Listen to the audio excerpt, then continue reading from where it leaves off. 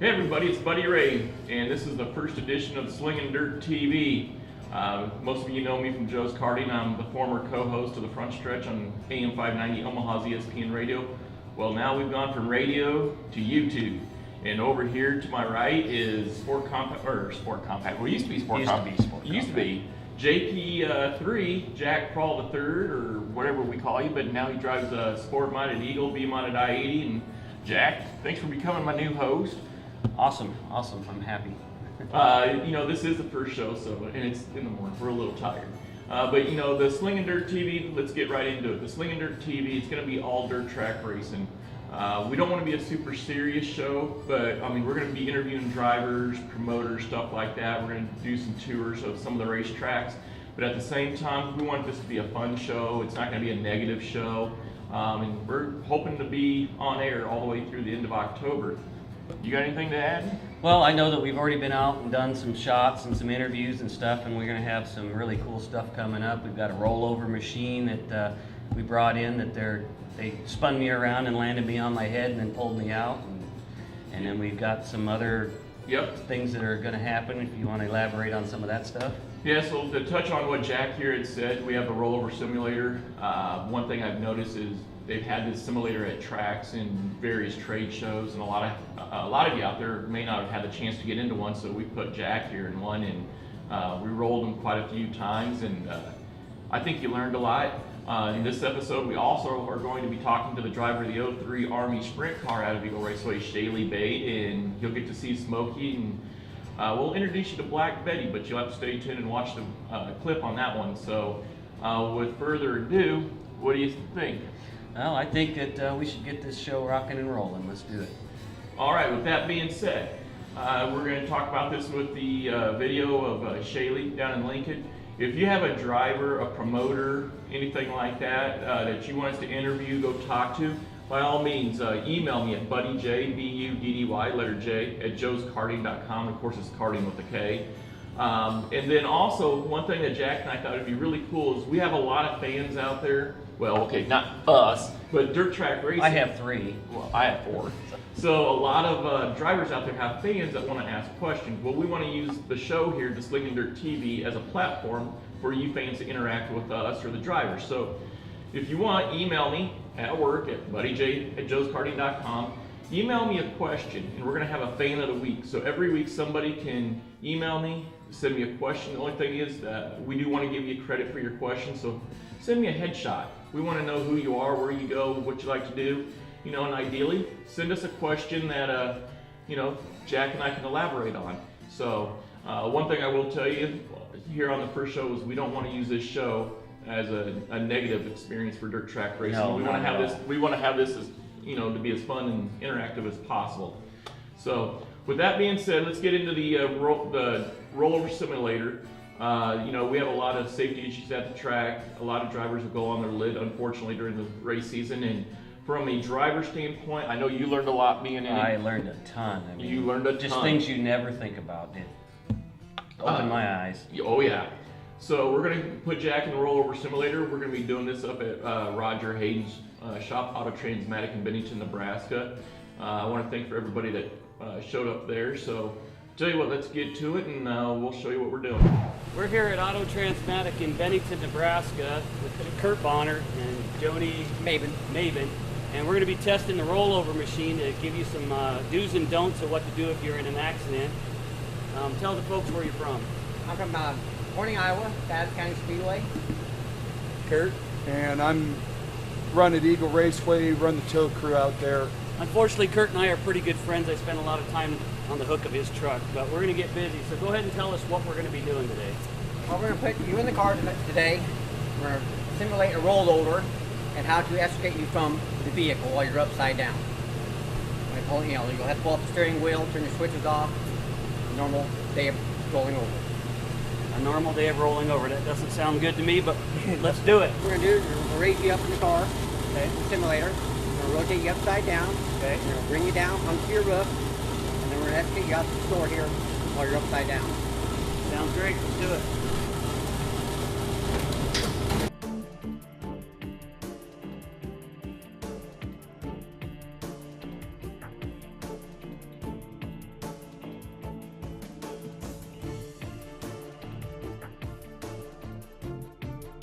You okay, driver? I'm doing good, thank you. Okay, go ahead, pull your steering wheel off now. Throw it out the other side. Turn switches all off. Switches are off. Okay, now what we need you to do, hold up. Can you hold yourself up? Yep, go ahead. Okay, we're gonna release you. Okay. Now come slow down, turn your left shoulder out to me. You're gonna come out head first. There we go. Okay.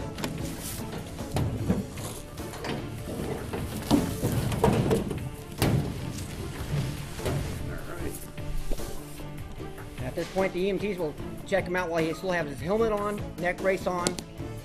All we gotta do is make sure the car isn't gonna catch on fire and get him away from the vehicle. How's the car? Totaled. Just like the normal driver, right? Okay, we just had a rollover. Driver's unconscious. He is wearing full containment seat. Window nets up. Come to the driver. Driver, you okay? Now get no response. We're gonna drop his window net. Give him a sternum rub. See if I can get him up. Nope. Driver. Nope. So now at this point, we're gonna take off the side piece.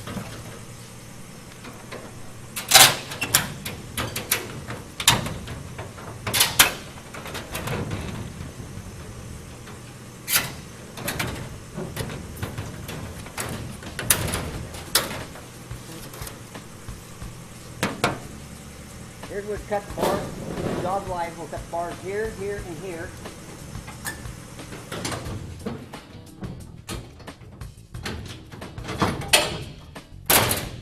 And we'll cut it here, here, and here.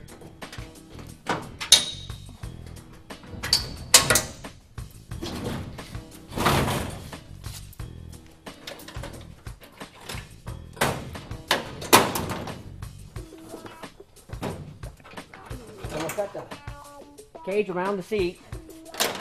Okay. We'll take the steering wheel off. Yeah, we gotta take his belts off.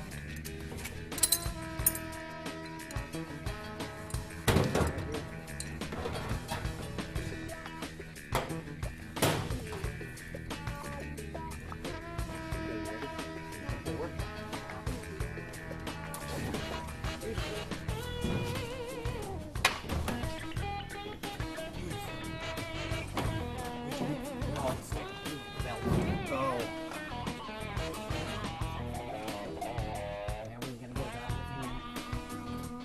He's got the belts too tight for us to get through them.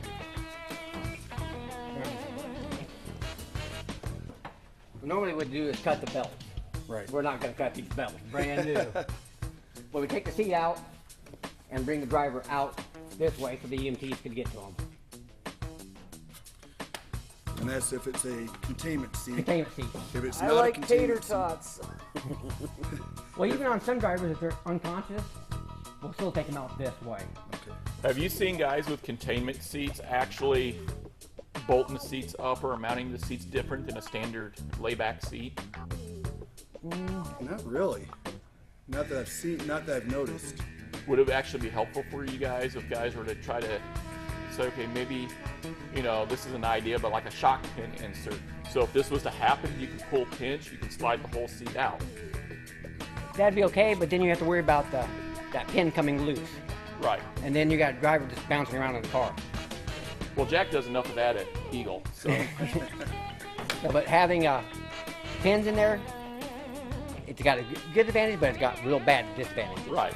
I didn't know if guys with containment seats are bolting them up a little bit different, No, they're or bolting- if they're making a mechanism. Because I mean, when you go in there, you've got the car cut to where the seat can come out. But how does the seat come out? Or are you just sliding the driver out of the seat and through the No, we're side? going to take the whole seat. We're going to cut the where they got them mounted to the roll cage like they're supposed to be. We're cutting on both sides of that seat and behind it, cutting it and bringing the whole. So you'll use like a typical of saws life. off or jaws of life, and then you'll cut the seat out, Yep. and they all come. Driver and seat comes out as one piece. Yep, driver's Okay. seat and the bars. All right, so now we've been through the simulator. JP3's got his noggin kind of knocked around in his head, and you know, we found out he liked tater tots through the shooting of that. Now what we're going to do, I got my car laid out here, we got my trailer laid out here, and what we're going to do is we're going to do a mock pit stall here. The reason why we wanted to do this is we always talk about the wrecks, the spills, beat on your lid, and all this stuff that happens out on the track. But what about the stuff that happens in the pit? We have a lot of burns, a lot of cuts, scrapes, stuff like that. I've got, once again, Kurt Bonner from Eagle Raceway, Jody Mabin from Adams County Speedway. This is some serious stuff. And I was telling you, and I think I was telling both of you, for every one spill we have on the track, there's probably 3 injuries in the pits. But nobody ever talks about them because it's not in the limelight. Well, we're going to bring some of that to the limelight. So, Kurt, Jody, we got a little test for you viewers out there. Right here, we've got a G-Force helmet. We got a Simpson helmet. And what's your helmet? I'm not telling, it's top secret. Okay, so we have JP3's top secret whatever helmet. With that being said, can the viewers tell us which helmet is illegal? One of these 3 is illegal. Which one is it? They all have tear-offs. They all look nice. Which helmet is it? Well, Kurt, Jody. Jody, why don't you tell us which helmet, because you actually tested this. Well, my class are not illegal in the Hornet. But this, as far as racing, hobby stocks, B mod, A mod, late models, this is the illegal helmet. Why is this illegal? It's a motorcycle helmet. On Jack's helmet, we have an SA 2010. This is a fireproof helmet. This means if the car catches on fire, which God forbid we don't want anybody to catch on fire, this is going to be a safety device. This is not DOT rated. This is actually made specifically for our sport. Jody, on yours? Well, it's stamped for the motorcycle, and it has no fire rating, and it's basically just for head impact. What it's going to happen is somebody tries to cheat safety and they use this in a car, God forbid they catch on fire. They're not going to like it. They're going to have some very bad head burns, and it's going to be a few seconds within it takes. He went to a track. He wanted to see if he could sneak it through tech. It went through tech. They looked at it. They said, oh, it's a G-Force. Well, he's fine. Problem is, he's not fine. He was trying to cheat safety, and what you were saying before we started shooting was, you don't ever want to cheat safety. No, you can bend or break every rule out there when it comes to racing, except a safety rule. Those are there to save your life. The one thing I do want to say, now everybody knows I'm kind of cheap, but on my Simpson Voyager helmet here, on my helmet, in fact, it's a good thing you showed me this, Jody, because I forgot about it. On Jack's helmet and some of the newer helmets, you'll actually have the SA 2010 sticker right beside there. But on some of these older helmets, and maybe even some of the newer ones, when you look at my helmet, it's all black in there. You can't see nothing. Pull the top down, and right there on the shell outer casing, you can't really see it, but there is a sticker right there, and it'll actually have that fireproof rating.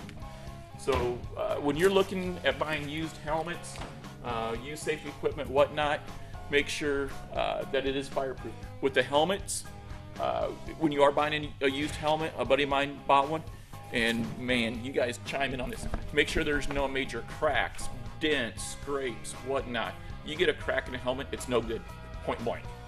I wouldn't buy a used helmet. I wouldn't buy used seatbelts. Nope. If you buy a used helmet, think about this. Would you buy a used head and put it on your shoulders? That's a whole lot of trouble that would take on a whole new show. So if you're going to buy a used helmet, you might as well just buy a used head and deal with the issues in that head. Just buy a new helmet. You know what you got. You know it's good. So I tell you what, let's go through my pit stall. Let's see what you guys can doink me on. How about it? A lot of guys that keep and reuse the same hoses year after year. They start to wear and tear right around these parts. And you don't believe how many drivers don't even bother fixing that. I've actually seen a lot of times, right here I've got a little bubbling, but that's because of the way the fitting is right here. The one thing I would tell a lot of the drivers from a standpoint, use good quality fittings. Don't go to the local Ace Hardware store and use the cheap fittings. I mean, you're talking some race fuel, some alcohol. It's corrosive. This is made for our sport. Use good quality lines. Even back here, I see a little bit of it. See, like right there, that's not always a good thing. No. We should take a look at that. Something else I do like. I like you having the chain With the cap. with the cap. And it's no spill cap. How many times do you guys see fuel caps coming off the race cars at the track and A lot. fuel spraying everywhere? A lot. And that gets DQ'd whether you're leader or tail. Doesn't matter. Right. We've actually been there, done that, and this was my idea to go ahead and put the chain right here. I wanted something that had some strength behind it. It's not the lightest. gauge chain that you can buy, but that means I can't lose this right here.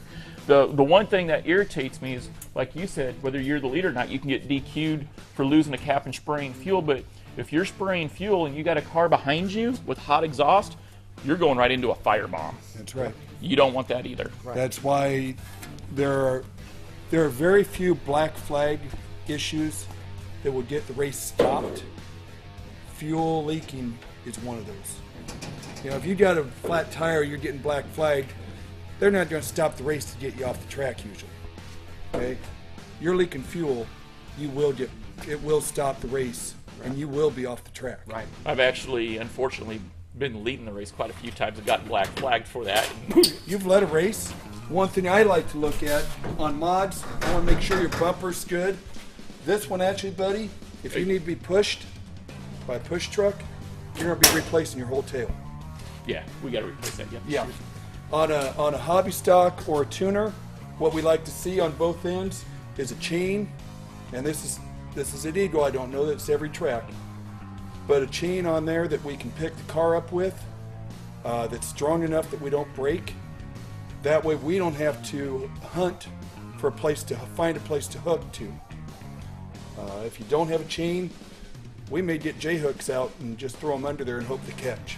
You know, on my winch strap right here, you know, now I wouldn't recommend using this on the track, but even on a mod, are you guys okay just putting a small chain right there so if you're on the hook, You can. On a mod, it doesn't matter. We're going to use the bumper. Right. you're going to use the bumper regardless. 9 times out of 10. If the bumper's not there, or if it's bent bad enough that we're not sure it's going to hold, we may come to part of the frame and come around the bumper to try and keep our cable away from your tail pins. Okay. Okay. But on a hobby or anything that doesn't have a bumper like this, hobbies, late model, front, it'd be nice if there was something up front that we could just hook to. I've seen late models that had the bar come out through the front bumper. That would be great. The front nose. Yeah. Okay. But I am telling you right now, you're going to have to replace that or fix it, or you're going to be replacing this stuff. And yours is 12? You need new ones. Yep. There you go. You need new belts in here. And another thing I check for any tears, rips, because you got to change them. You will not race with a ripped belt at our track. And I check all of them. Seats, make sure they're good, fastened in tight. That one's been good. One thing I do want to mention. Pads. Pads. Where do you like to see the pads? Anywhere your head could possibly hit. Yep. I want them here, I want them here, and I do want them up here. Because I've seen drivers reach up with their hands and just split them wide open. Yep. So if you have a pad there, you're going to hit a pad, you ain't going to split your hand open. You got a bar here with a weld. Take these little tags, you're going to have them on here, zip ties, put them on the inside. So there's no place you can get your hands cut, because face, eyes, everything's possible to get a hold of. A lot of things we check for is the same fuel line, but up here too.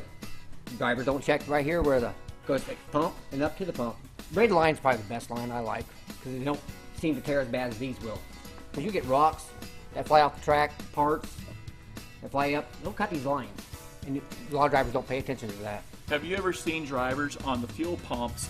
We'll have little pee holes here, and when the fuel pump goes bad, it'll leak fuel out here. Have you ever seen drivers try to cheat and use the fuel pumps where they're leaking fuel? Not at our track, we have not seen that yet. Okay. Yet. We're talking about different hazards in the pits, trip hazards, things like that. When we were walking around the car, I noticed 2 guys catch the cable here and almost fall on their face. You're set up, ready to go. That ought to be put away. Tools, when you're done using them, ought to be put away. You need to have them, I understand that. But when you're done with them, they don't need to be laying there on the door. I've seen a lot of pit stalls, winch cables are pulled all the way out. A lot of the mods, late models, we winch off the back end.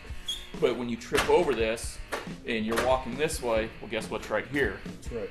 You catch your neck on that, it is not going to be, it's not going to be fun. The one thing that we have done, and we don't have it now, we just got our trailer. But the one thing that we do on this cable right here, we actually put foam up The here. swimming noodles. So we'll put the swimming noodles, and we usually try to put a pretty bright one up there. So when people come up to the pits, because if you're in a hurry and it's at night, you don't always see this dull gray cable. That's right. And a lot of people come around the back of the trailer and step right onto the door. Well, they hang themselves with the cable. Yeah, I've seen some pretty gnarly cuts with that. Well, there's it. You know, a nice little ladder stuck up there. No way of strapping it down. I'm gonna climb up there. Save ya. Coming backwards. On ours, now when I got the trailer on ours, for example, we have these 2 bolts right here. These correspond with bolts up here. We pull a bolt right there. Now it can't come off the trailer, it's sturdy. So that way there's none of a trip hazard. Now we have it like this for the video that, you know, for the safety video we want to show you guys. But normally there'd be bolts up there. What's this gonna do for a car? You know, we do have fuel, we have race cars, we have alcohol, we have methanol, we have race gas, we have normal pump gas, we have all kinds of fuels. It won't do a thing for a fuel fire. What can actually make it worse? Worse, yeah, it'll make it spread. Make it spread. So, you know, if we need another extinguisher, what kind of extinguisher do you recommend that we An have? ABC or a foam. ABC or a foam. And I prefer foam over the ABC. Why is that? It's less, like your aluminum blocks and stuff, it's less, we say rash on them, don't hurt them as bad. The foam can spray it off the water once it fires out, Okay. and it's You don't have the residue left. right. And then even into the carburetors, so basically you can fire them right back up. So, bottom line, you get a fire extinguisher. Have it in the pit stall with you at all times. And they're cheap, they're around $125 for a brand new one. For a You know, foam. what size fire extinguisher? Are we talking a small one, a big one? Like a foam one, these size right here is $125 brand new. And you can get them refilled, can't you? Yeah, you can refill them yourself. You refill them yourselves, and then it's a whole lot cheaper. Right. And you know, in the long run, it's just going to be a wise investment, safety-wise. Right. I mean, you can use it for a lot of things. Right. And while we're talking about fire extinguishers, buddy, where's your first aid kit? My first aid kit's way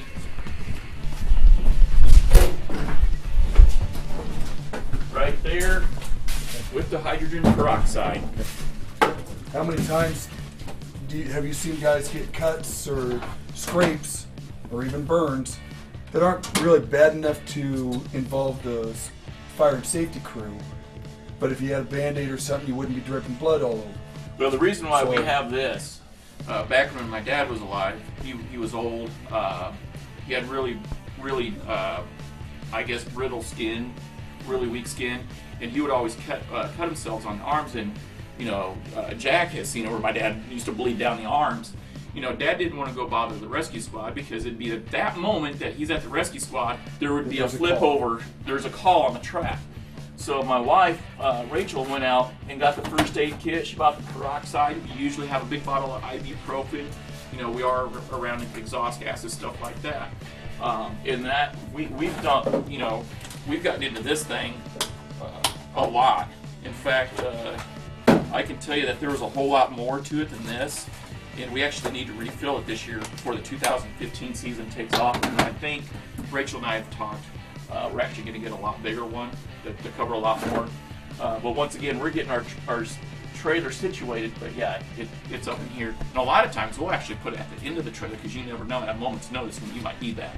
Put it at the same place every night. Yes, it's always in the same place.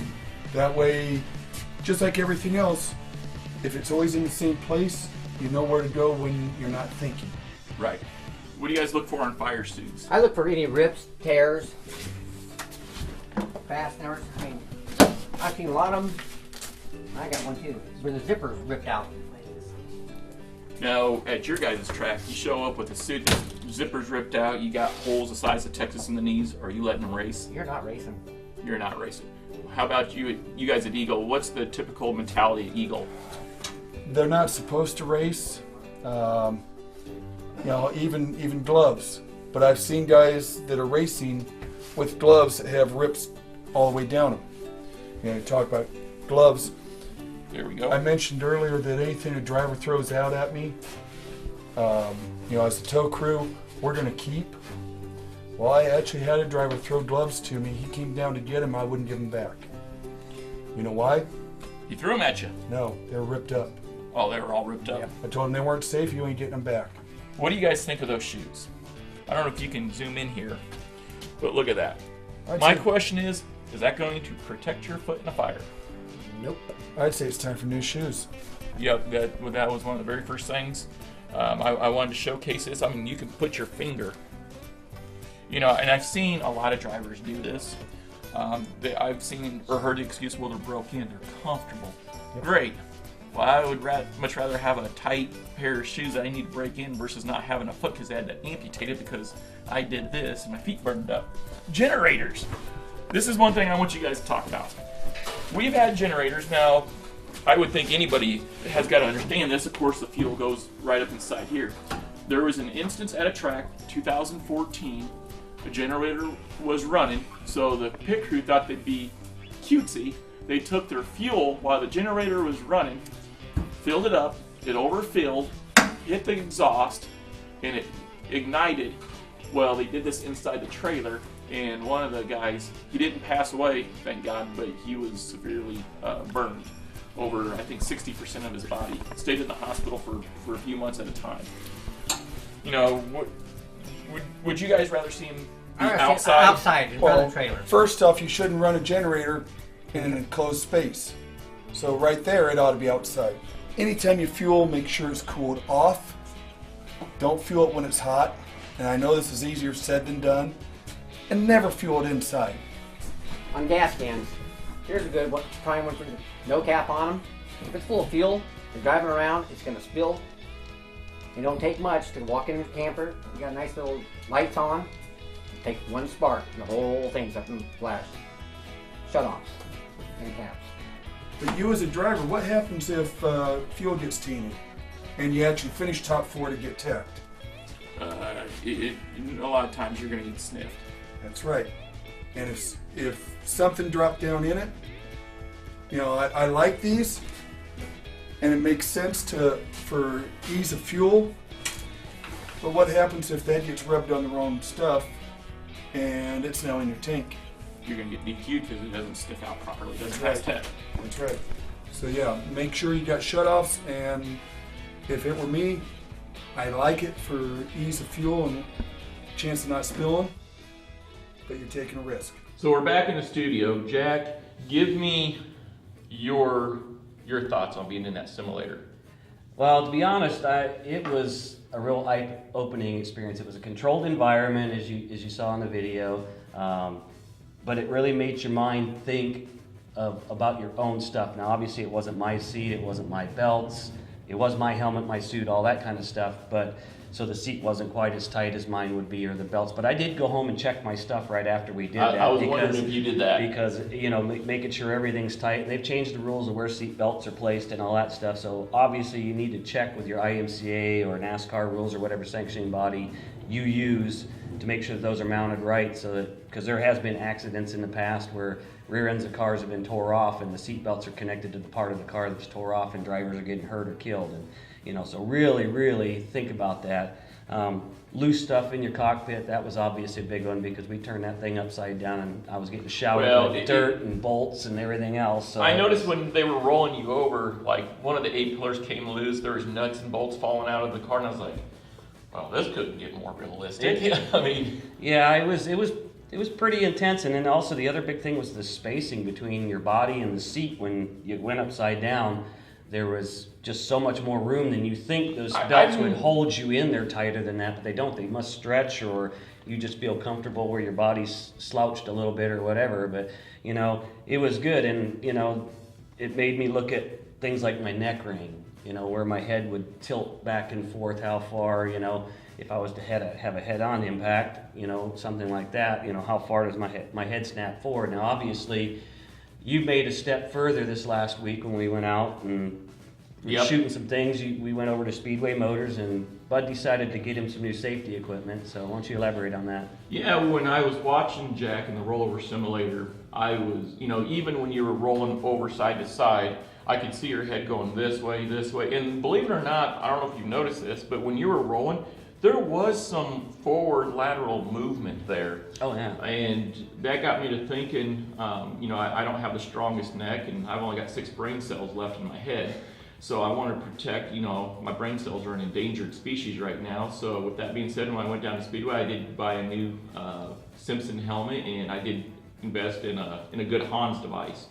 And right away I noticed, just sitting at home, sitting on the couch playing my NASCAR 2014 on Xbox, it really helped this way. And the movement side to side was really good.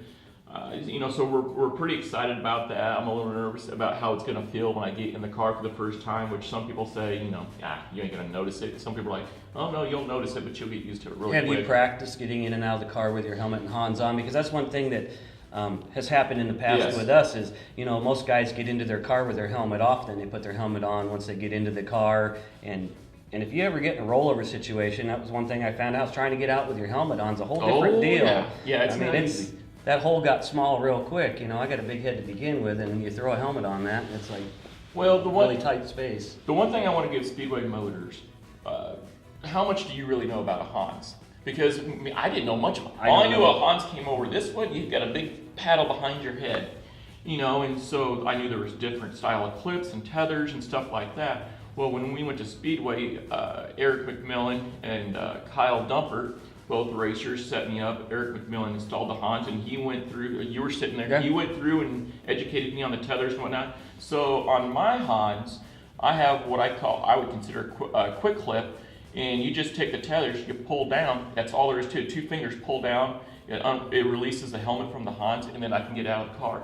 When I sat in my Prowler, the car that we run at ID Speedway, it took me, I'm gonna guess, it was pretty fast, about 5 seconds to get out of the car. And that was seatbelt strapped, Hans, helmet and everything, pull the tethers, boom, you pull the latch on the belt, boom, and you're out in 5 seconds. Well, and just being a spectator, and that was, I learned from it too, and one thing I found out is they fit you for all this stuff. I mean, yes. It is not just you buy one off the rack. You've got to be fitted for those Hans devices because, people with different collarbones and things like that, and you were one of them, you're kind of in between 2 sizes, but they can adjust that Hans with angles and everything to make it fit correctly. And the other thing was the 3-inch wide belts to hold that down. I always kind of wondered how a Hans worked. Your seat belts work with that Hans device to make it work. Absolutely. So if your belts aren't correct, and you go buy a Hans, you're kind of defeating the purpose. So always go by what they say is for their recommendations. Whatever you do, when you buy a Hans, one thing I took from Speedway, we'll go to these trade shows, and it doesn't matter if it's Carl's Performance, Jet Racing, Speedway, Saracen, whatever. A lot of these people will sell the Hans devices, and there's a lot of different styles. The one thing I found out very quickly is they make different Hans for different seat laybacks, different cars, and there's obviously different sizes like you talked about, which I forgot. I was kind of in an in-between range where I could go with a medium or a large, and Eric went over that. So when you buy a Hans or a head and neck restraint device, whatever the device is, make sure you get properly fitted, because sometimes you could save money and go with the smaller device or maybe something a little cheaper, but it may not be for what you're doing, and that could actually cause you more harm than good. So it is really imperative that you get educated, you have somebody size you up, you don't just do the shock and awe thing like, ooh, I have an $800 Hans, stick it on your neck and go with it. It could actually end up making things worse for you. What'd you think of the trailer safety? I love it. And this is great because when I opened up the door on my new trailer and I rolled the car out, I was thinking to myself, oh, they're gonna eat me alive. You know what it reminded me of? It reminded me of back in my military days when you had inspection and all of a sudden you realize how bad you've screwed up before they even start. You're like, oh crap, I left that laying there. Oh crap, I left that laying there. And to say the least, you got tore down pretty good. And the boys spared you no sympathy. So now we did the rollover and the trailer safety before we went to Speedway, and the Hans and the helmet issue was kind of a precursor and kind of kicked me in the pants a little bit to be looking at stuff like that at Speedway's open house back on the 7th. But the one thing I've noticed is you go to the tracks and you see the rollovers and you see the spills and you see the guys getting into the walls, but how many times have you seen guys get injured in the pits? You look at the people laying underneath a car with a jack stand, and when they got the jack stand, they don't have the pads underneath the legs, it's just the legs and it's sinking in the dirt. We had an issue where my own car fell on Fred Lauer, my crew chief. Thank God it didn't kill him because it was the right rear and it fell square on his chest. We lifted the car up. He got out from underneath. He squirmed for about 15 minutes and then we went back to working on the car, but he was pretty sore the next day. We've seen, when my dad was alive, I'd seen my dad cut his arm up and down working on the car, on a hot exhaust. So we got a first aid kit now. I don't see a lot of fire extinguishers in people's trailers. I don't have a fire extinguisher in mine, and now No. I do. Well, if you think about it, on these modifieds, we got the headers. They're extremely hot after the race. You got a fuel pump that's leaking fuel. Fuel pump leaking fuel, it gets somewhere near a hot header exhaust and an ignition device. And you got a flame up, and there's a pit fire. Yeah, you got a bad pit fire. And, it's not like when we go to the track, we got a 10-acre spread to pit. I mean, we're talking 3 foot from one car Right, to one and car. it's not like, like at Eagle, where I race at, I reserve a concrete pit stall, which helps things dramatically, but most places don't have concrete pit No. stalls. I mean, they've got gravel pit stalls, and they are not level, so, jack stands and things like that are huge. I mean, I can honestly say that we've had our bumps and bruises in the pits too, including my wife, who thought she would help out one day, and she was going to help roll the car out of the pit stall because we were kind of stuck in a rut, and then I popped it into gear, and she went over the front tire and hit her arm on the header. I killed the car instantly. She's not allowed near the car anymore. To me, one of the smartest things you can do is have somebody designated on your crew that's specifically there to watch out for others and safety, because in the heat of the moment, as well as I do, you've come back from a heat race, you tagged the wall, somebody got into you, and the first thing your crew does is they jump on the car as soon as you're out, and they ask they ask you, how was it? And of course, usually if it's wadded up, you're going to tell them it wasn't very good, and they're going to go jump in and start fixing it. Now, some guys got, 2, 3 guys in a crew, some have 10, if you can, have a pit meeting, with your own crew and say, okay, your job is to just watch out for everybody else. Don't jump in the fray. Make sure jack stands get under the car. We've all jacked the car up on the jack real quick to change a shock and not thrown a jack stand underneath there. Make sure the fuel caps are put on tight. Fuel caps and things like that. As you see in the I've video, got a few times. you actually have a chain on your cap. I don't have one on mine, but it's one of those yet things. It's all those things, and not to knock the officials at tracks, but there's so many cars at these tracks that they can't check everything. They usually pick one thing to really highlight on each week, and by the end of the first 6 weeks, they've pretty much gone through your car, whether it's belts, helmets, make sure the stickers are there, fuel caps, hoses, and they do a really good job for the amount of people that they have, and they're protecting us. So we have to acknowledge those officials at the tracks, because that's what they do. But we got to have guys on our own crew that are kind of just watching out for us too. Absolutely. Well, I tell you what, let's take a break. We're going to talk, we're going to show some of our sponsors that help pay for the show. And when we come back, we're going to talk to one of the hottest up-and-coming sprint car drivers in the Midwest. That's right, the 03 driver of the Army Sprint Car, Shaylee Bade.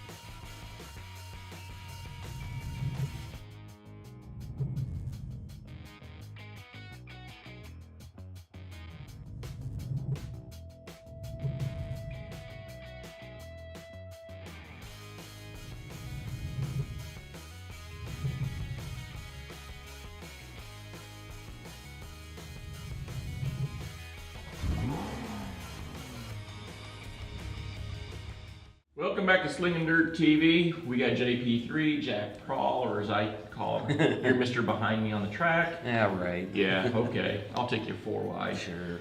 I tell you what, one of the first interviews we've got here on Slinging Dirt TV is one of the hottest up-and-coming sprint car drivers. She races the Race Saver Series out of Eagle, Nebraska. She talks about, in our interview, she's going to be going to Des Moines this year. She's going to be running, 4 or 5 different tracks, I think. Shaylee Bade, driver of the 03 Army Sprint Car. Before we go into the interview, Jack, you and I were talking here on Slinging Dirt TV. We didn't necessarily want to interview all the drivers right at the track level because, let's face it, Beatrice Spring Nationals is coming up. And then we fast forward to July and it's 110 outside. You're right. Sweaty, you're nasty, you had a rough night. It could be the worst possible situation to do an interview. So we thought we're going to call these segments We Knock, You Talk. And basically it is what it is. We knock on your garage door, and then we come in. We're just going to sit in the driver's surroundings. We want to get to see the real Shaylee Bade, the real Chris Abelson, the real Jesse Sobbing, the real Jack Dover. We don't, and it's not that they're not them at the track, but they're a lot more relaxed in their environment, stuff like that. So if you have a driver or a promoter or something like that, go ahead and email me at buddyj@joeskarting.com and we'll be more than happy to look up that driver. We can do phone interviews. Ideally, we would like to interview him in the shop. I do know we have Chris Abelson coming up in the next few weeks. We have Jack Dover coming up in the next few weeks, both at their shops. That'll be a really fun time.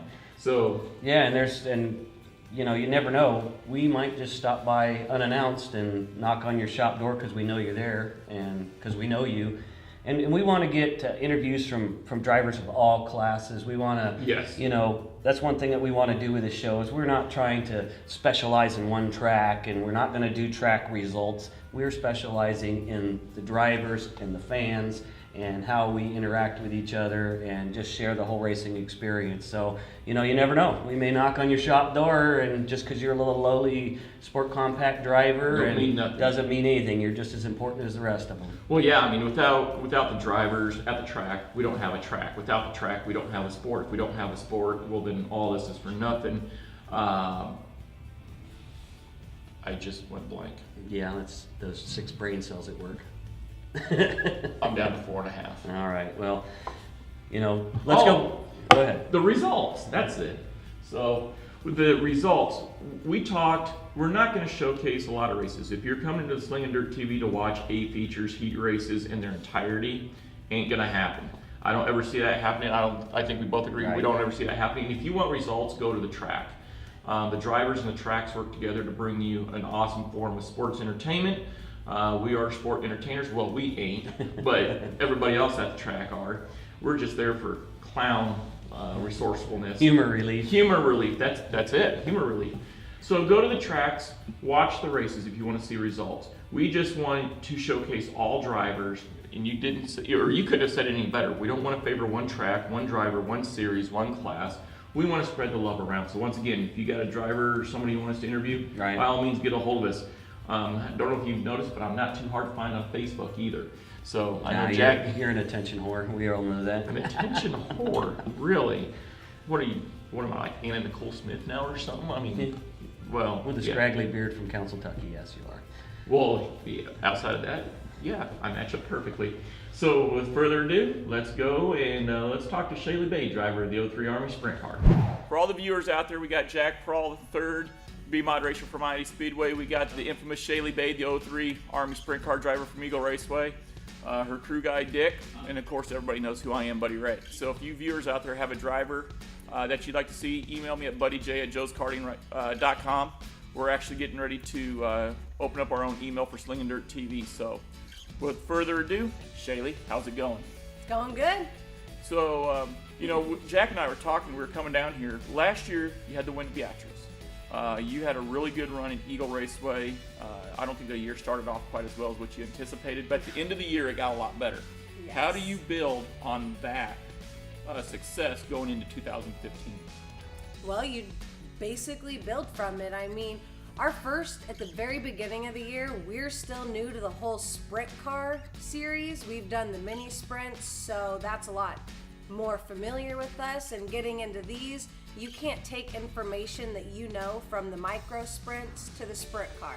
They're just not compatible, and we found that out the hard way. So it's like doing the video game versus driving the real car. Exactly. You know, everybody thinks they're a race car driver because they can do it on video, but once you get in the real thing, it's totally different. Yes, I mean, you can't adjust your shocks, the bars, anything the same as you would doing a regular size sprint car. So that was a really big learning curve for us. And the beginning of the season, we really struggled with it because my dad thought all that information he knew so well and how to set up those cars so well. He wanted to take this and try to imply that to the 305s, and it was just not working. And what really kind of set us back is we had 105 people come up and tell us, this is what you should be doing. You should be running this stuff. You should change your shock to this. Well, that doesn't work for that driver. So you have to find out what works for your driver and your driving styles. And towards the end of the year is when we really started figuring it out and figuring out once you the started car listening itself. to yourself, yes, we good started feedback between what the driver feels and what the crew chief's giving you, and Exactly. what your dad's seeing. Because I know that both of us have been through that same situation, and Buddy's helped me a lot with my car, and we went through the same thing. We've had some top of the line drivers saying, "Well, do this, do this, do this," and we do it, and we just go backwards, and it just wouldn't work it's for frustrating. you. But as soon as you figure out that little thing that works for you, you just take little baby steps, and it just keeps getting better and better. And now we're to the point where we feel like our team is developed. We know what we need to do to the car. We all know our duties, and so that is going to help us tremendously for the 2015 season. Everybody knows their duties, and that helps you for the 2015 season. But just how really important is that? Because I know on my team, you've seen some of my former crew members. We act like a well-oiled unit, as I'm trying to say. But with that being said, when we're in the trailer and they're getting the car done, and I don't really have to talk to them, how important is it to have that good crew behind you? Your crew is everything. I mean, without a good crew, you don't have a good race car. If your crew's not good and on top of it and making sure everything's tight, fuel's in it, you're not gonna go anywhere on that track. So if everybody outside that race car, everybody's on the same page, your car is going to be good. And the car is the main point. I mean, this thing needs to be maintenanced every weekend. It has to be tore down. It has to, everything get looked over. And what's nice is all the books that we write everything down in, and we can go back and watch all the videos to see what really did help and what did not help. And how many crew members do you have?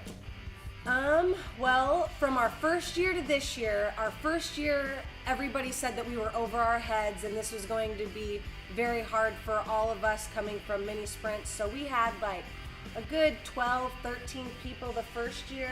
And after we got to the track, we realized we did more sitting than we did working on the car, because you race your heat race and then you wait 4 hours. Well, in that 4 hours, what is 13 people gonna do? This year we limited down, we figured out what we really did need and who we needed, and so we only have maybe 6 of us this year.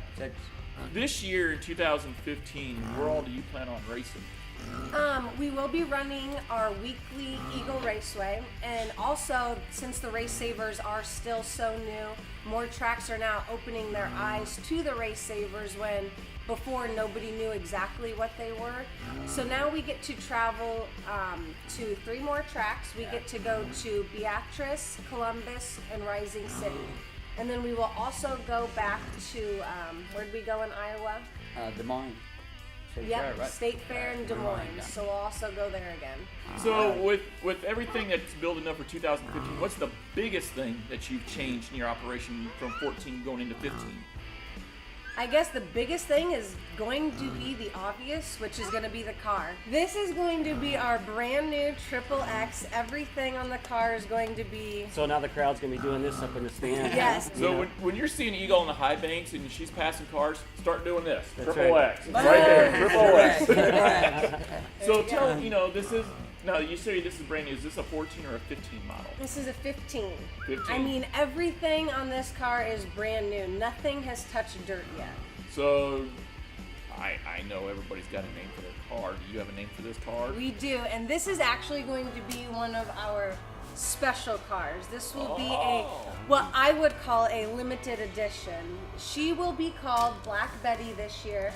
And then due to a incident that happened around Thanksgiving, I had a friend murdered by her husband due to domestic violence. And so this year we are going to have a picture of her, not saying where or anything, but she will be the angel on our car this year supporting Kelsey Miller. And we will also have little ribbons of purple ribbons, and they will represent domestic violence. And all of the proceeds that are bought from the stickers, they will go directly to the children. They left behind 3 children, 14, 4, and 1.5, and obviously they are left with nothing, and throughout life they lost the 2 most important people of their life. And so this is going to help them with buying a car, college, anything that they will ever need. This will be the bank fund. And is there a way people, when they see this show, can they contact you or send you money in any way to further this along? If you want to help Kelsey Miller and her children, the best way to do it is you can go to any U.S. bank around the United States and tell them you want to donate to the Kelsey Miller Foundation, and that bank account is only for the 3 children to do anything that they need it for. So that would be the best way that anybody who wants to donate any money or anything to go to U.S. Bank, because that is the safest way to do it. Great. So Black Betty here, when's the first chance that people might be able to get a glimpse of her? Just wondering that. The first time we will actually have it shown is going to be at the World of Wheels in March. It'll be the very end of March. But I noticed some trinkets on the floor. What you got laying down there? I also do on the off time, not racing season, well, still in racing season, but in my off time, I do hydro dipping, which hydro dipping is you can take any object that can get submerged underwater and you can make it take a special kind of film. I mean, there's thousands of different kinds of film you can choose from carbon fiber to zebra to camo. This is my steering wheel from last year, which is a yellow base coat, so you can change the yellow to any color you want. It can be pink, purple, blue, green, yellow, orange. You had a lot of buzz at the World of Wheels last year about that wheel. Yes, and you know, a lot of people, hydro dipping is pretty new. A lot of people don't know exactly what it is or how it works or anything like that. So if you want to know more about hydro dipping, Google, go onto YouTube, watch some videos, see what they have done to give you some ideas of what you can do around your house or your car, your shop, or your personal vehicle. Well, Shaylee, it's been a good time. I tell you what, folks want to follow you, and especially with the Kelsey Miller Foundation, how can they follow you? And once again, how can they get involved with the Kelsey Miller Foundation? You can follow me. I have a Facebook page, Shaylee Bade. Shaylee Bade Racing would be my racing page. I also have Instagram and Twitter, which would be Shaylee Bade 03, trying to keep it simple. And if you want to follow up on the Kelsey Miller case, I post a lot of it on my racing page, and to keep everybody updated on if they're doing any fundraisers that you could contribute to or anything like that. So the racing page would definitely be the best way. Also, my website will have stuff for them. And for the ribbons that you can buy, we'll have 6-inch and 3-inch sticker ribbons, and you can purchase them off of my website for $5 and $3, and then all those proceeds go to the children for their lifetime bank fund. Well, Shaylee, I appreciate you for your time. Dick, it's been nice meeting you. You too. Jack, keep dreaming. You're never going to be one of these things. Everybody. I've already been told I can't have one, so. So back to the studio. And once again, if you have a driver that you want to see us interview here on Slinging Dirt TV, once again, just email me at buddyj@joeskarting.com. Well, back to the studio. I tell you what, what'd you think of Shaylee in her interview? She is such an interesting girl, you know, and she's such a good driver and good just family values, the way her dad and her interact. It reminds me of how my dad was, you know, the whole doing the valve cover thing. I was going to say, just don't mess with the valve covers. You know, it's not that he didn't like it, it was the fact that she didn't ask first, you know, the same thing we used to get from Yeah. our dads, and I do to my son, and my son will do to his son, you know? Things like that are very cool, and then Smoky Bacon wandering around the shop, you know, that was kind of cool too. You know, sometimes, you know, I've interviewed a lot of drivers on the front stretch when I was over there, and when a driver got a little bit of a taste of success or a taste of accomplishment, and not to be negatory towards somebody, but sometimes their nose could be turned up in the air a little bit, where they would kind of walk around, you know, like, hey, look at me, and you know, Shaylee, you just watch her on the tire there, and she's just like, this is what we do, you know, and this is Black Betty, and here's my 60-pound pig, you know, Smokey, which, by the way, I remember Smokey coming to the World Wheels last year. Right, she did. Smokey is about this big, about this tall. Now she's about this tall. 60 pounds, yeah. Yeah. You know? I'm not gonna say what I was thinking. Yeah. Bacon. I was like, Shaylee might not like that. So. no. Well, she can stick the pig on you. I mean, Yeah, that pig will bite your shoelaces. yeah. Right Oh, off. yeah. So speaking of which, as we're sitting there, I'm talking to Shaylee after the interview, and Smokey's coming up, and Smokey's literally nibbling at and trying to chew the shoelaces off my Nikes. That was a little interesting. I tell you what, though, you look at their shop. Here's what. That's the first time I've ever been in Bade's shop, and for everything that Bade is visually, aesthetically, off the track. And I'm not talking about Bade herself, but the whole Shaylee Bade Right, the racing operation. team.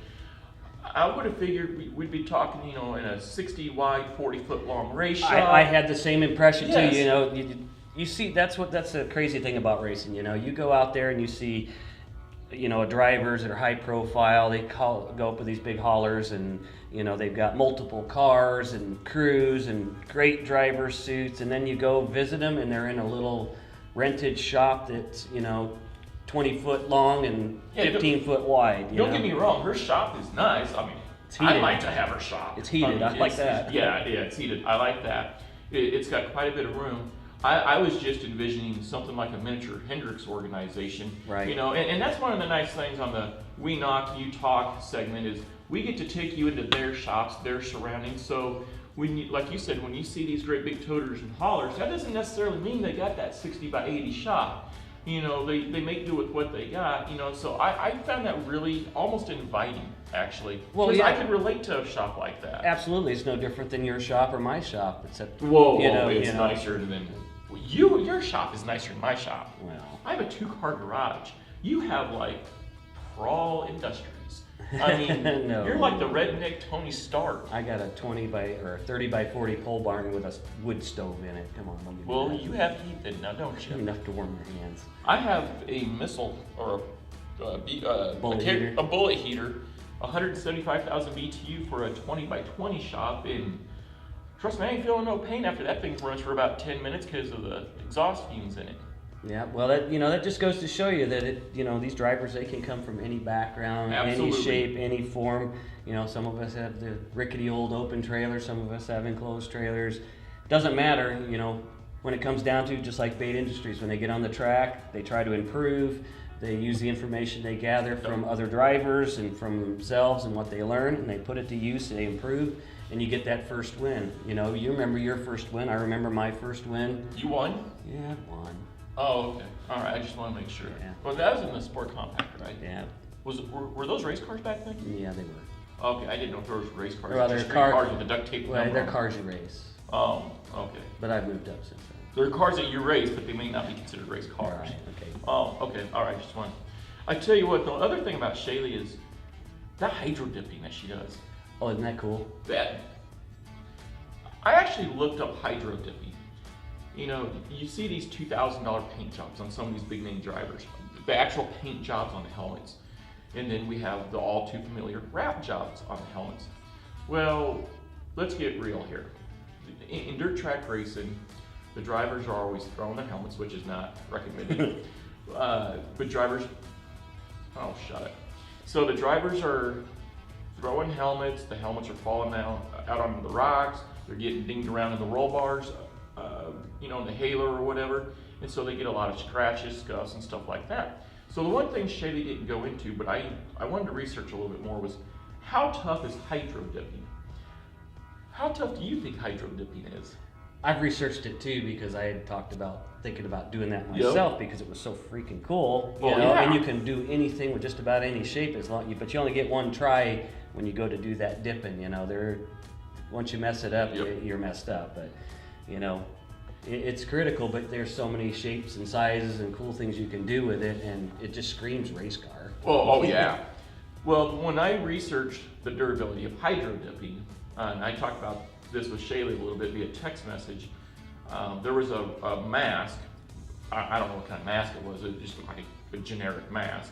But they hydro dipped this mask, and they took a welder's stiff brush, like off of a welding cart. It was brand new, so you knew it was really stiff. And this guy went to town with this brush on top of this mask. And at first, you're like, ooh, man, I ain't gonna take scratches very well. Well, the guy just took a cloth, didn't prep the surface or anything, just took a terry cloth, it looked like, just like on his table, and he was wiping the mask off. Couldn't even tell the bristles hit it. He then took a hammer, and he was beating just the living tar out of this mask. I mean, he's just hitting that mask, something else. No scratches, no chips, no dents, nothing. Yeah, this stuff is very durable. My helmet is hydro dipped, and my son had it done for my birthday, and I mean, I've got roll bar dings in it from climbing in and out of the car and things like that. The stuff doesn't scratch. There's paint on the stuff, and you can wipe it right off. It's amazing stuff. But yours is hydro dip? Yep. I didn't know that. Yep. I thought yours was just wrapped. Nope, it's a hydro dip. And you got what, one full season pretty near on your helmet? Yep, one season. One season, and I noticed on your hydro dipping, and I noticed this with Shaylee stuff, especially that snowy camo steering wheel. I'm getting that. Yeah. You're fighting people for that one. Is that the hydro dip has got a really nice shine, kind of like a lacquer polyurethane type. Right. I mean, it's they very well clear coated. Clear coated. Right. Yeah, it's very shiny. I sent Shaylee a picture of a chrome helmet. It was a Simpson Diamondback, like my new helmet, and it was just pure chrome, and it looked really cool. And she's like, I don't know if we can do quite that yet. So then I went to looking at a website that she had told us about, and I went into the sports side, and there was the Oregon State 2012 Rose Bowl. The Oregon State, Oregon's the Ducks? The Oregon Ducks. Right. So we're looking at that helmet, and it's chrome. You know, on the Diamondback helmet, the mouthpiece comes down at an angle. Well, the Oregon Ducks, they have feathers on the side of their helmet that go back this way. So the whole helmet is chrome with a chrome inlay of the feathers going up the helmet. And I was like, can you dip that on my helmet? She's like, yeah, I think we could do that. So I think I'm going to be going with the Oregon Ducks, you know, inlay. And she could change the colors of that stuff. Right. That's, you know, she said it best. You can do an endless array of whatever you want for a dip. But really, for what it costs for a dip, you're better doing that versus paying $2,000 for a paint job that can get scratched and marred. You're better paying for a dip than you are a wrap in some ways because of the durability of the hydro dip. But you know, I give it 10 years. I see a lot of her work out there on race cars, and I'm not going to let the cat out of the bag. We'll do that further down the road here on Slinging Dirt TV, but she's working on something else new that I kind of turned her on to. Yeah, well, she's got lots of little secrets that they are probably going to reveal at the World of Wheels Car Show, and the World of Wheels Car Show is where and when this year? It's February 27th and 28th and March 1st at the CenturyLink Center. Right. CenturyLink Center. I said it. CenturyLink Center in Omaha, Nebraska. Yep. And what'd you think of Black Betty? I liked Black Betty. I thought Black Betty was nice. Yeah, it's a good start. There wasn't a whole lot there to see. But Her hey, crew chief Dick and her dad were pretty much already gagged us and blindfolded us before we got in there. So, you Absolutely. know. So, anyways, follow Shaylee. She's a good hard racer. She's traveling multiple tracks this year, and we'll see her at the World of Wheels Car Show, where we'll be too with our cars. And Well, I'll be there with my race cars. You'll be there with your cars. here we go again. So, anyways, let's wrap this up and maybe see some of our sponsors. What do you think? Yep, sounds good to me.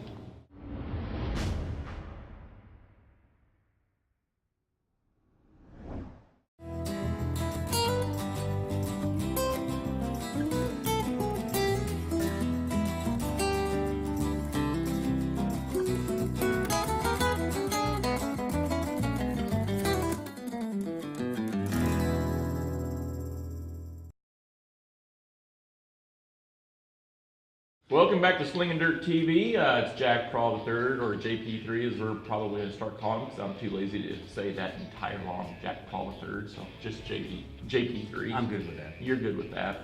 Of course, me, Buddy Ray.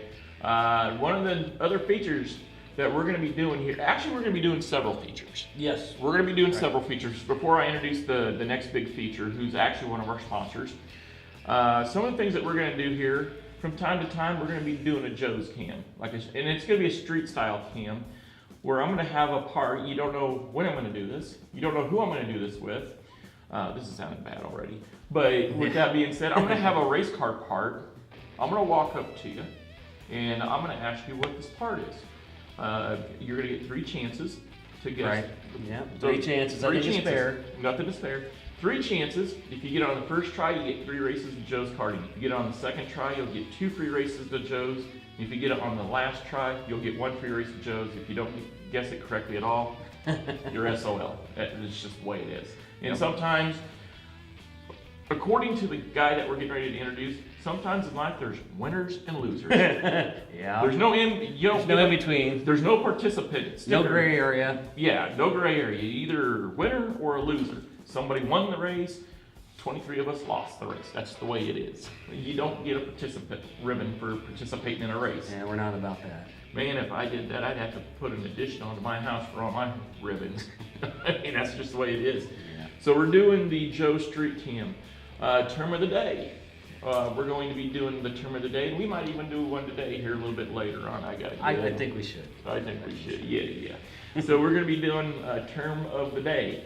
That's where we're going to give you a term. It's just going to be a multiple guest play along for bragging rights only, because we are too cheap to pay you anything. So, but we want you to sponsor the show. So once again, Buddy J at joeskarting.com, where you can watch the Slinging Dirt TV for the low, low price of free on YouTube. That's right. So can't get any freer than that. No. So with that being said, the one of our sponsors, James Songer of Supreme Lawn and Landscaping. You've seen him, you loved him, some of you hated him. Yeah, he's kind of all over. He's all over there. He's kind of like a sport compact race at Eagle Raceway. You never know what direction he's going to go, but you know there's going to be carnage. Yeah, that's true. He's going to take somebody out. He's going to take somebody out, but he's liable to give you props too. The segment he's going to do, and it's every week, is Songer Says. I will tell you, there is a disclaimer. What he says may or may not be necessarily the views of the Slinging Dirt TV. So, and he may or may not offend you. He may or may not offend you. Viewer discretion is advised. So if he does offend you, talk to Jamie. Yep. If you're under the age of 75, you might want to put the earplugs in, because there might be some heavy language. Not too bad. So, but regardless, he does have some good topics to talk about. So with that being said, let's go in to the first Songer Says. Alright, so I've been asked to do this Songer Says for the podcast, and we're trying out this new GoPro Hero 4 because I can't get anything downloaded on my phone to go to send to Buddy Ray. But the subject we're going to discuss is pre-season registration. Now I know everybody knows, for the most part, the tracks are going to run starting in 2015. You know, unless you happen to just show up for a night or two or whatever. But, I mean, we all know where we're going to run. And all of them have these websites that say you can go in and pre-register. So I don't get why you people don't do that. Because if there's one thing I can't stand, it's going the first night to a track and getting home at 4 a.m. because a bunch of jackasses had to register that night. I know you ain't got money this time of year, blah, blah, blah, blah, blah. Well, you know what? I've discovered in the racing industry that the biggest form of income and the biggest income season is income tax season. So instead of buying a fifth of whiskey or, you know, some vodka or some beer, hey, spend that money, get your number and your registration bought, and then that way we don't have to stand in line forever. Because if there's one thing that pisses me off is going to the racetrack and there I sit, I gotta wait. You know, and I can't get undone, and I hate long lines. I don't go to Disney World because lines suck. They suck, I tell you. So why do we all want to have a line the first night? Get out there, pay your registration, pay your fees, get registered at that track. so that we can all get home and spend a little time with our families. That's what we need. So I hope this helps out. It was the first one out the gate, a little short. The other thing is, I will say I've seen some pretty neat wraps out there. Looking forward to seeing all them out and about. Seen some new drivers, some I'm really looking forward to driving with, and some I'm just hoping don't quite make it to the track. But you know, some probably think that of me too, and that's all good and dandy. But remember, we're all in this for fun. We're all out there having fun. Ain't a damn one of us professionals. We're just a bunch of guys having fun. So keep that in mind. Stay that way, stay that calm mind. Use my 30-second rule if you're upset. Don't be blowing off the handle. You might end up becoming your friend, the Groots and Lundbergs. But anyway, folks, let's have a good start to the season. For those of you going to Abilene, I'm trying to make it there. I don't know if I will. Good luck to y'all. Hope it starts out great. Others, see you at Beatrice, Memphis, and Donaldson. Welcome back to Slinging Dirt TV. Jack, I got a question to ask you. What were you thinking? Well, that just depends. That depends. When you're at Eagle Raceway in turn 3, and you drive under a car that's barrel rolling, looking like a scene out of the movie The Matrix gone dirt track racing. Yeah. What were you thinking in that particular instance? Well, actually, lots of things go through your head. First is, oh crap, when you start seeing tires and bottoms of cars. Or was it oh crap, or was it oh something else? Well, you know. You get your idea. Needless to say, and then as a father, having your son right behind you, I'm thinking this car is going over my head and he's going to land right into his windshield. But of course, my son being my son, you know, checkers or wreckers on fire or whatever, he was next to me. So I would be more scared to death. but I couldn't see him. I wouldn't be more concerned about the car coming through his windshield. He sees what's happening. He knows what's happening just at the same time you do. So at that point, I'm going, oh crap, is he going to move me out of the way to save his car? Well, if you watch the video, you'll there see. was a well. You know, you'll see the video that if you watch my front tires, you can see that I've turned away. But the actual thing was, this is one of those funny things about racing. You know, after we went back and watched the actual clip from Eagle Raceway, you can hear the announcer go, "Ooh, it looked like he got a little help." But that was the clip that they're watching is the clip that our crew took, and you'll see that I never touched him. He just got in the corner too hot and barrel rolled it. But if That's you what it looked like to me. But if you watch my son's car, he's in the 45 car. I'm in the 44 car at this time. This clip was probably 5 years ago, 6 years ago. But you'll actually watch as that car flips through the air and goes over. It tears the tin off the top of his car. You can see it in slow motion, and when that tin went off, it actually gouged through his helmet. Oh wow! But I cannot see him. I know he was okay though. He was okay. Yeah, oh yeah. He went by, and you know, after it all goes around the next corner, he pulls up next to me. You know, he's 17, 18 years old at that time, and he's just like, "Look at me, Dad! Woohoo! Wasn't that fun?" Trust me, I was more scared for my kid than anything. Once he pulled up next to me, the adrenaline dump, you know, goes. But that was definitely one of the craziest things I've been part of in racing. Well, the reason why I asked Jack here, what was he thinking, is also from time to time, that's going to be another one of our featured segments, is what was you thinking? And what we're going after. If you guys, any of you people out there that's got some age on you like Jack and I do, years ago there was a show called Mystery Science Theater. And basically we're going to want you viewers to send us video clips. We don't care what it is. Send us video clips, not still shots, but video. And we can put together some short segments, and we're going to do this mystery theater style. And, you know, well, what was you thinking? Or we could, you know, stuff like that. But that's, we want to know. What were you thinking? What were you thinking? You know, and this is supposed to be fun, we're not bashing poor driving skills, because we all know we've made mistakes. And I suck. You know, yeah, I know you do. I don't, but you do. And you're the one that needed a new stub? Yeah, Yeah. That was because the sprint car drivers driving them modified. Oh, okay.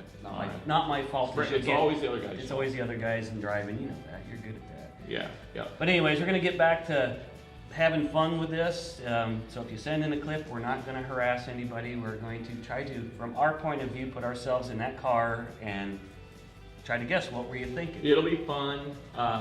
You know, what were you thinking, stuff like that. So send us, once again, send me video clips, as many as you can, at buddyj@joeskarting.com, BUDDY, letter J, at joeskarting.com, karting with a K.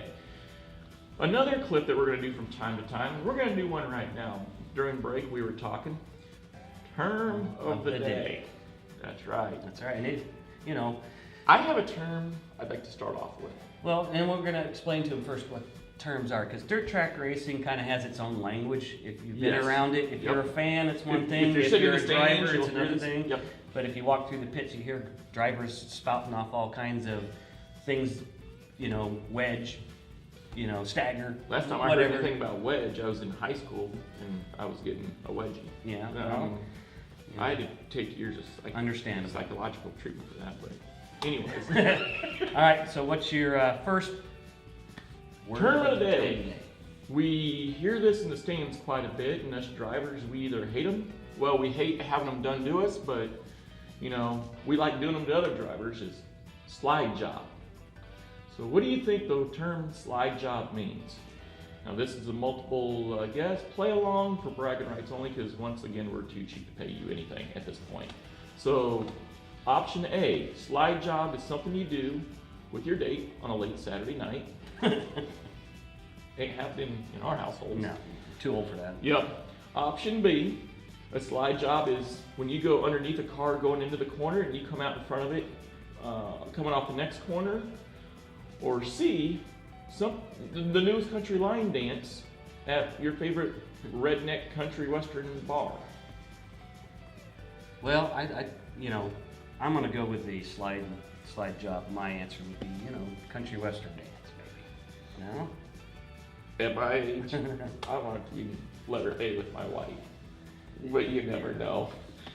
You know, maybe we're wrong. It could be B, maybe. So, All right. Well, I but think you get the idea. It's B. It's when you go into a corner on the inside of a guy and you come Yep. out and you slide past the nose of his car, and actually you're on the outside of him as you're going down the straightaway. So We actually, you know, when seeing how we're talking about slide jobs, you are right, and it is B. A lot of drivers don't like slide jobs being done on them. I, at times, have had slide jobs done on me, and I'll actually walk up to the guy like, dude, from my that was pretty awesome. that was pretty cool. It's like, Yeah, usually the next thing I tell them is, it's a good thing I lifted. Yeah, it's good You ever thing do I that again, I'm not gonna. yeah. So they don't do it to you But twice. I have seen some really good slide jobs made. Now, predominantly in sprint cars, Right. is where you'll see a lot of slide jobs. Mike Boston, Shaylee Bade, Matt Richards.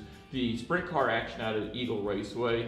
Now, first of all, around here where we're at in Omaha, Nebraska, Eagle Raceway is probably by far and away, I think everybody would agree, the home of sprint car racing. It's the predominant sprint Yes. car track. So therefore, now Butler County, also out in Rising City, I think once a month, it's either once or twice a month they do have sprint car races out there. Right. They're big time in sprint cars. You know, so those two tracks, but on a weekly basis, Eagle by far and away. You want to see some amazing slide jobs and some amazing talent. You go watch the sprint cars at an Eagle Raceway and you won't be disappointed. So, with that being said, Jack, what do you think? Well, I think it's been a good show. I think we've got lots of content. Send us your ideas. You know, if you think there's something we need to do, or something we need to do different, or something you'd like to see, you know, Yes. contact Buddy Ray. This is your guys' sport. This isn't our sport. We have a privilege to participate in the sport that you guys like to go to the tracks and watch. So it doesn't matter if you're in Adams County Speedway, Butler County Speedway, if you're out in Lexington, if you're up at the new Off-Road Motorsports Park in Norfolk, Harlan, Shelby County, I don't care what track it is. We just want to have fun talking about what you like. Once again, don't send in anything drama-filled, negative, because it'll just get deleted in the email. Yeah, So keep that if to you dirt wanna, drivers if you want to and have Facebook. fun, you know, we want to introduce this to fans. We want to introduce some of our area tracks to new drivers. We want to help put new drivers at the tracks. We want to help put fans in those stands at the local track. So, you know, work with us, help you, help us help the racing industry here locally, and we'll have a lot of fun. Yeah, and if you like what you see, share it with your friends on Facebook or YouTube. You know, share it and let other people know. Let the word out that there is a show out there that's strictly dirt track. It's a couple of goobers having a good time. Yep. and sharing the love that we have and the passion for the sport that we like. So with that, I think it's a wrap with the first episode of Slinging Dirt TV. That's right. We'll see you guys next week.